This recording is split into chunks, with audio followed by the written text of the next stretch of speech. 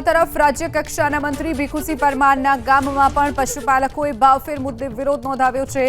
ચારણવાડા ગામના પશુપાલકોએ ડેરીના ચેરમેનની નનામી કાઢી છાજિયા લીધા હતા।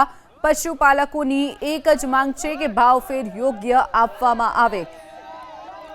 તો રાજ્ય કક્ષાના મંત્રી ભીખુસિંહ પરમારના ગામમાં પણ પશુપાલકોએ વિરોધ નોંધાવ્યો હતો।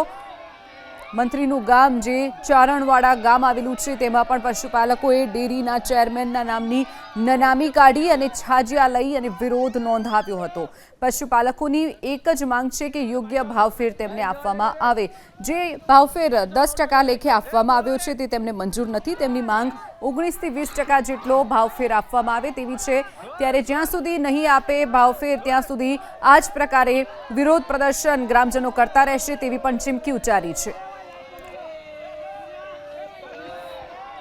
તો જે દ્રશ્યો આપ જોઈ રહ્યા છો રાજ્ય કક્ષાના મંત્રી ભીખુસિંહ પરમારના ગામના આ દ્રશ્યો છે। ચારણવાડા ગામના પશુપાલકોએ આ પ્રકારે વિરોધ નોંધાવ્યો હતો।